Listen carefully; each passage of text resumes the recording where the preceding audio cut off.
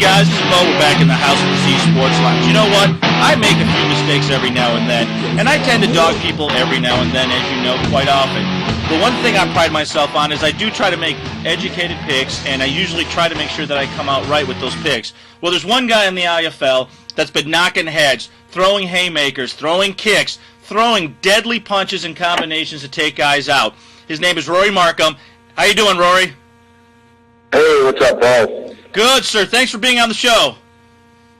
No problem, man. Anytime. Yeah, well, thank you. Listen, man, I have to say that I have not been a Giant supporter, and you've won me over the last couple months of how good you are. I watch you take the hits, and a couple of the fights, you did look like you were hurt quite bad, and I thought that was the one I was going to actually pick right.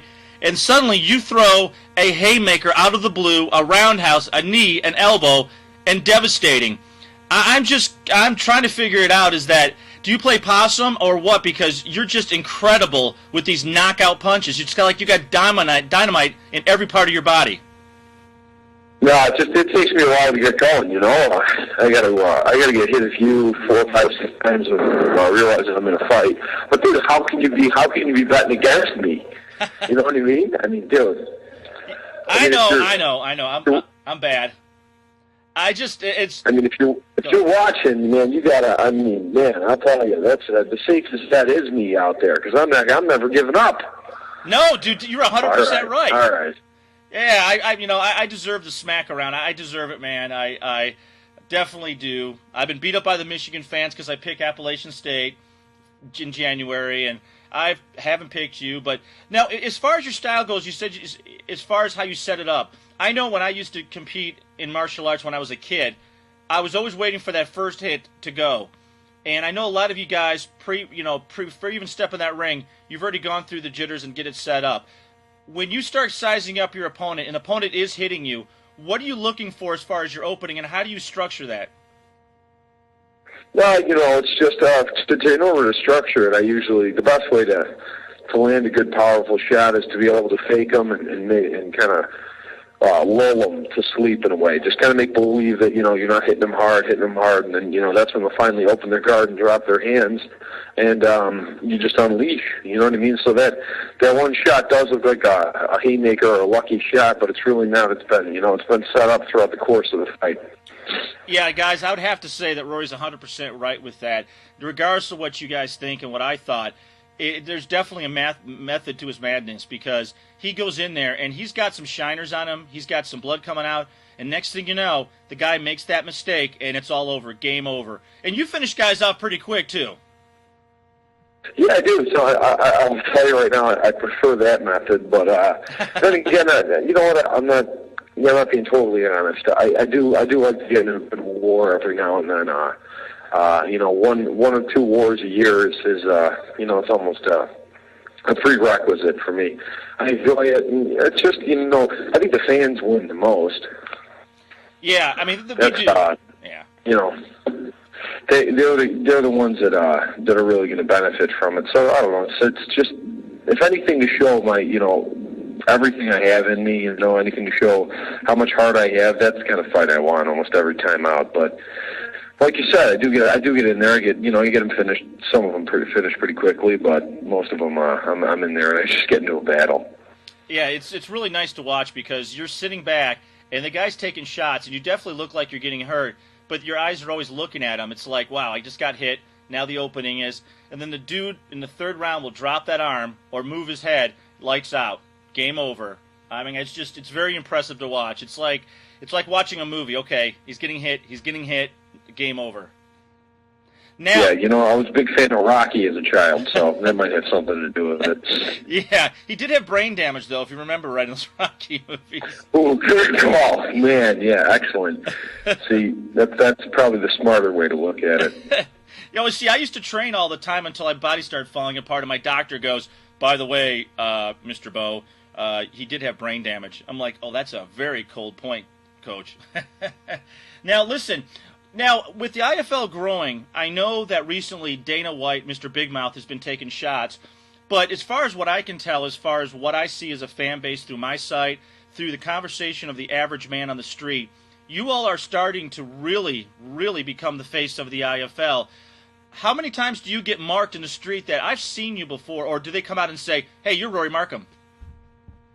You know, right now it's pretty much. I have had a few guys. We had a couple guys coming to my house installing blinds for my mom, and they knew exactly who I was, and they were huge fans. So that was pretty cool. So I was driving in from Iowa home to Chicago. I make that trek every weekend, and they stuck around for like another 2 hours or something like that, and just to see me, it was pretty cool.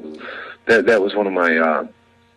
One of the more recent experiences, but most of the time it's just somebody like point and like squint their eyes and be like, I know you, I've seen you, and be like, yeah, and then give them the IFL, you know, My Network TV, and usually then they're like, oh, that's it, yeah, oh, you know, and then they get into it. But until I've yet to have the paparazzi start snapping pictures, but I can't wait. You know, that's part of the reason I got into this.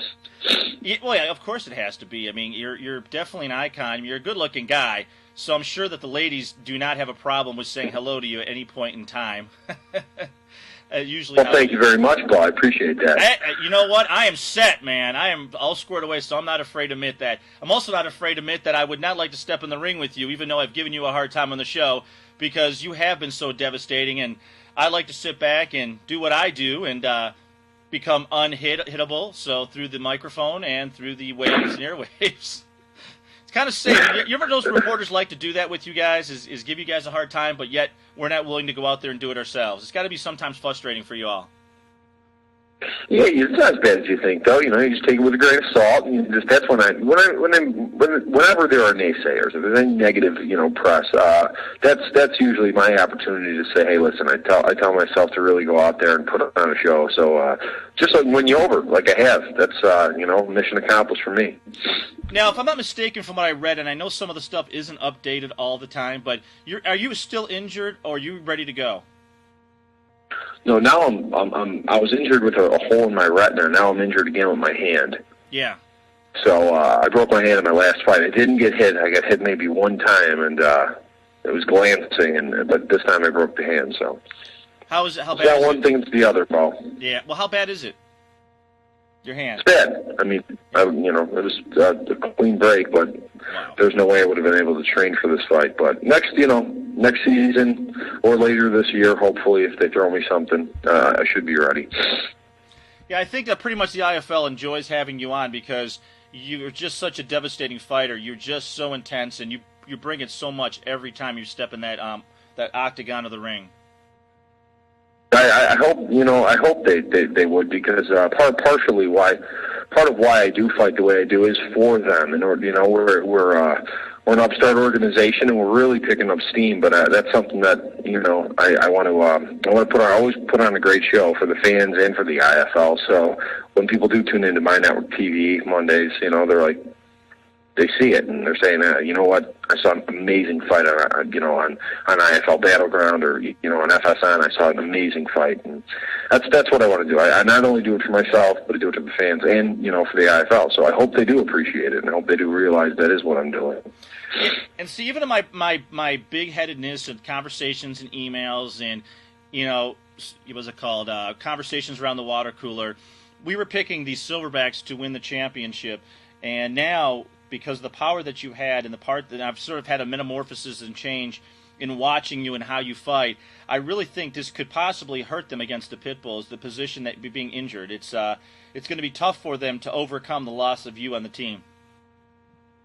Well, thanks, and I wholeheartedly agree with you. It's one of the things that it's hard to be here. It's great to be here right now to be able to support my team, but I'd much rather be able to support in the ring, you know what I mean? So it's a bittersweet symphony for me being here in Hollywood right now. Oh, heck yeah. I mean, I can definitely can feel your pain as far as wanting to